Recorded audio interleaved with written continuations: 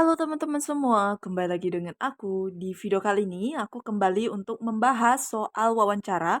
Seperti biasa, bakalan ada 5 soal wawancara untuk P3K sesuai dengan FR tahun lalu, teman-teman. Tapi sebelum ke videonya, jangan lupa di like, comment, subscribe, dan nyalakan lonceng notifikasinya supaya kalian gak ketinggalan video terbaru dari aku. Oke teman-teman, kita langsung aja ya baca soal nomor satu. Terjadi evaluasi perubahan jam kerja dari 6 hari kerja menjadi 5 hari kerja. Agar pekerjaan tetap dapat terselesaikan, hal yang perlu Anda perhatikan sebagai pemimpin adalah, oke, kita di sini kedudukannya sebagai pemimpin, teman-teman. Nah, ternyata ada perubahan jam kerja ya, yang biasanya 6 hari menjadi 5 hari kerja, teman-teman. Nah, jadi kita sebagai pemimpin, apa aja sih yang harus kita lakukan ya, supaya pekerjaannya tetap dapat terselesaikan dalam waktu 5 hari kerja ini, teman-teman. Oke, coba kita lihat dulu ya optionnya. A. Menjalani perubahan jam kerja tersebut jika tidak berhasil memberi usulan agar dikembalikan ke aturan 6 hari kerja. B. Pengaturan mengenai jam kerja yang lebih efektif. C. Memberikan koordinasi pada karyawan untuk menyelesaikan pekerjaan dengan lebih cepat. D. Menjalani perubahan jam kerja tersebut penuh sukacita. Oke teman-teman, nah advice yang bisa kita sampaikan ke karyawan kita ya dengan dari 6 hari menjadi 5 hari itu otomatis kerjaan kita semakin di-cut ya waktunya teman-teman ya, jadi semakin sedikit. Nah, jadi kita sebagai pemimpin yang profesional dan pemimpin yang bertanggung jawab, teman-teman, serta mengayomi bawahannya, itu jawaban yang paling tepat adalah yang C. Memberikan koordinasi pada karyawan untuk menyelesaikan pekerjaan dengan lebih cepat. Nah, jadi tidak ada yang namanya si pemimpinnya ini ya, kita sebagai pemimpin itu harus mengkoordinasikan kepada karyawan ya untuk menyelesaikan pekerjaan dengan lebih cepat sehingga tidak ada penambahan hari kerja teman-teman ya. Jadi tetap bisa bekerja sebanyak 5 hari teman-teman. Jadi tidak mengganggu jam kerja yang lain teman-teman. Gitu ya. Jadi di sini dilihat cara kita memimpin eh bawahan kita teman-teman ya. Oke, nomor satu jawabannya C. Kita lanjut ke soal nomor 2. Lanjut ke soal nomor 2, kita baca bareng-bareng. Jika Anda diterima menjadi ASN, berapa lama Anda akan berbakti di lembaga pemerintahan ini? Nah, rata-rata soal pertanyaan wawancara itu seperti ini, teman-teman. Sebenarnya kelihatan gampang, cuman isinya menjebak, teman-teman ya. Oke. Nah, kira-kira apa sih yang berapa lama ya kita akan berbakti di lembaga pemerintahan ini kalau kita jadi ASN? Oke, kita lihat ya optionnya. A. Bila suatu saat saya mendapatkan pilihan yang lebih baik untuk hidup saya, mungkin saya akan meninggalkan pekerjaan ASN. Oke, yang B. Jika ada yang menawarkan pekerjaan yang gajinya lebih tinggi, saya akan langsung resign. C. Bekerja hingga masa pensiun walaupun saya memiliki pekerjaan sampingan yang juga menjanjikan. D. Jika ada program penambahan masa kerja sebelum pensiun, maka saya ikut. Oke teman-teman, di sini kita sebagai ASN dituntut untuk selalu setia dengan pemerintah ya teman-teman dan selalu pro. Nah, di sini teman-teman kita harus eliminasi jawaban yang mengandung unsur negatif yaitu seperti meninggalkan pekerjaan ASN, kemudian resign dengan mencari pekerjaan yang lain ya teman-teman. Jadi yang A sama yang B ini aku eliminasi. Oke, tersisa jawaban C sama D. Nah, yang paling tepat itu poin tertingginya adalah yang D, teman-teman. Jika ada program penambahan masa kerja sebelum pensiun, maka saya ikut. Oke, jadi misalnya ada penambahan kerja ya sebelum masa pensiun entah dari apa ya, dari program pemerintahnya disarankan untuk ikut ya teman-teman. Jadi di sini terlihat kalau kita tuh sangat-sangat berbakti ya dengan pemerintah teman-teman. Ya walaupun jawabannya emang agak gimana ya teman-teman, agak munafik sedikit ya. Nah, kalau yang C bekerja hingga masa pensiun walaupun saya memiliki pekerjaan sampingan yang juga menjanjikan teman-teman. Ini poinnya adalah 3. Tapi jawaban yang paling tepat itu adalah yang D poinnya 4. Oke, mungkin dari kalian punya jawaban yang berbeda dengan aku juga boleh komen di kolom komentar, sertakan alasannya teman-teman. Oke, lanjut ya ke soal nomor 3. Oke, next ke soal nomor 3, kita baca bareng-bareng ya. Apa yang akan Anda lakukan jika suatu saat Anda jenuh dengan pekerjaan di bidang pemerintahan ini? Oke teman-teman, kita tuh ngabdi ya sama pemerintah sampai misalnya anggaplah kalau untuk tenaga medis ya pensiunnya nggak salah aku umur 55 tahun ya teman-teman. Nah itu pasti setiap kita kerja apalagi lama ya teman-teman pasti ada rasa bosan dan jenuh juga ya teman-teman. Nah, kira-kira apa sih yang misalnya kita lakukan, yang harus kita lakukan ya kalau kita ngerasa jenuh dengan pekerjaan kita tersebut? Ya, kita lihat dulu yang A, resign dan mencari kehidupan yang lebih baik. B. Meminta kepada atasan untuk dipindahkan ke bidang lain. C. Mencari langkah-langkah yang efisien agar pekerjaan saya lebih cepat selesai.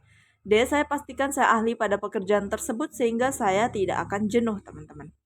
Nah, jawaban yang paling tepat itu adalah yang D ya. Saya pastikan saya ahli pada pekerjaan tersebut sehingga saya tidak akan jenuh. Nah, biasanya kalau misalnya kita passionnya kita emang di pekerjaan itu, rasa jenuhnya itu sedikit berkurang ya teman-teman. Kecuali kalau kita bekerja tidak sesuai dengan passion itu pasti gampang bosan, gampang kayak capek banget ya teman-teman. Nah, jadi di sini jawaban yang paling tepat adalah yang D. Jadi kita harus memastikan dulu nih, passion kita di sini enggak, kayak gitu. Kalau misalnya enggak di situ passionnya, jangan sekali-sekali masuk ke pekerjaan tersebut, teman-teman. Karena itu bakalan capek banget dan bosan banget, teman-teman. Dan ujung-ujungnya kita bakalan resign ya. Tapi kalau memang udah passionnya kita di situ, ahlinya kita di situ, kemauan kita emang maunya di situ, ya pasti nggak akan jenuh, teman-teman ya. Oke, jadi nomor 3 itu jawabannya adalah yang D, poin nomor 4-nya. Kita lanjut ya ke soal nomor 4. Oke, lanjut ini dia ke soal nomor 4 ya, kita baca bareng-bareng. Saya menggunakan kendaraan dinas tanpa sepengetahuan kantor pada hari libur. Secara tidak sengaja, saya menabrakkan kendaraan tersebut. Tindakan saya adalah, oke, di sini udah salah ya, kita udah salah, yaitu menggunakan kendaraan dinas ya, tanpa sepengetahuan kantor.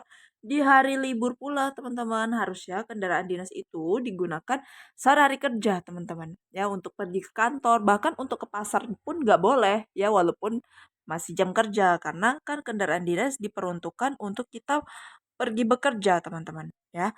Secara tidak sengaja nih ternyata dia menabrakkan kendaraan tersebut. Nah, tindakan saya adalah kita lihat dulu optionnya.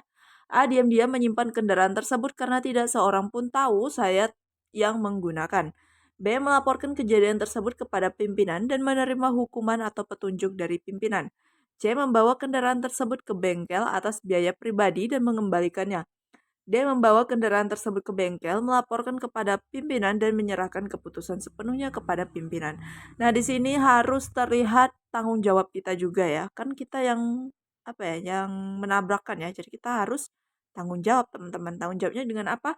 Bawa ke bengkel ya, kita perbaiki. Setelah kita perbaiki, baru kita lapor kepada pimpinan kalau kita itu baru saja menabrak kendaraan tersebut. Menabrakkan kendaraan tersebut ya. Dan kita serahkan semua kepada pimpinan keputusan apa yang bakalan dia berikan kepada kita, kayak gitu ya. Nah, jadi yang paling tepat itu poinnya adalah option B, teman-teman, poin 4. Lanjut ke soal yang terakhir. Oke, teman-teman, lanjut ya. Ini dia soal yang terakhir nih, kita baca bareng-bareng. Apakah Anda siap menerima konsekuensi dari pekerjaan ASN ini nantinya? Oke, teman-teman, kita baca optionnya ya. A. Selama masih dalam kesanggupan saya siap. B. Tidak masalah jika konsekuensinya ditanggung bersama rekan kerja. C. Saya siap jika tidak mengubah zona nyaman saya. D. Sebelum lamar, saya sudah mencari informasi seputar pekerjaan ASN. Jadi, saya sudah siap dari awal. Nah, di sini yang paling tepat itu poinnya adalah yang D.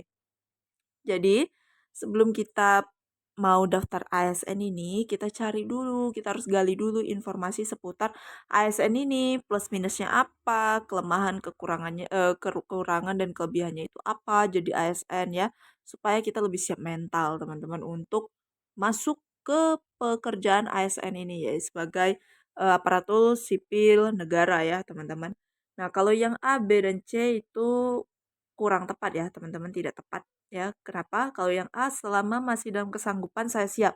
Berarti kalau dia udah gak sanggup lagi, dia gak siap, teman-teman. Logikanya kan kayak gitu. Jadi yang nomor A itu bukan ya. Kemudian yang B, tidak masalah jika konsekuensinya ditanggung bersama rekan kerja. Jadi di sini dia tidak mau menanggung resiko sendiri. Dia maunya menanggung resiko itu sama rekan kerjanya. Jadi dia kayak kurang tanggung jawab juga nih, teman-teman. Jadi ini aku eliminasi nih. Yang C, saya siap tidak mengubah zona nyaman saya. Nah, yang namanya dunia kerja pasti selalu berubah aturannya ya, teman-teman. Dan kenapa pasti harus mampu bekerja di bawah tekanan, teman-teman. Kayak gitu. Nah, jadi kalau misalnya dia tidak bisa bekerja di bawah tekanan atau pengen di zona nyaman terus, ya itu nggak bisa, teman-teman. Makanya yang C ini bukan pilihan aku. Nah, yang paling tepat poin 4-nya itu adalah di option D, teman-teman. Oke teman-teman, segitu aja dulu ya 5 soal dari aku. Semoga bisa bermanfaat. Gak apa-apa kita bahas sedikit aja. Yang penting kalian ngerti maksud dari semua soal-soal P3K ini teman-teman. Dan buat kalian yang mau persiapan lebih awal, aku saranin untuk bergabung ke tryout-nya Sobat P3K, teman-teman, karena di situ banyak banget soal-soal yang mirip-mirip FR dari tes P3K tahun lalu, teman-teman. Nah, untuk Sobat P3K sendiri sudah tersedia untuk jurusan bidan dan juga perawat, teman-teman. Dan banyak juga teman-teman kita yang tahun lalu itu mendaftar di Sobat P3K dan alhamdulillahnya tuh banyak banget yang lulus, teman-teman. Dan aku senang banget ya karena secara tidak langsung mereka itu bisa berhasil nih ngeraih impiannya untuk jadi seorang ASN, teman-teman. Nah, misalnya kalian pengen banget bergabung ke tryout-nya Sobat P3K, tinggal klik aja link yang udah aku cantumin di description box aku. Oke teman-teman, segitu aja dulu video dari aku. Aku terima kasih banget buat kalian yang selalu nonton video ini. Yang udah subscribe, terima kasih. Yang belum subscribe, jangan lupa di-subscribe. Dan dinyalakan lonceng notifikasinya supaya kalian nggak ketinggalan video terbaru dari aku. Dan sekian aja dari aku. Terlebih terkurang aku mohon maaf. See you next video. Bye-bye.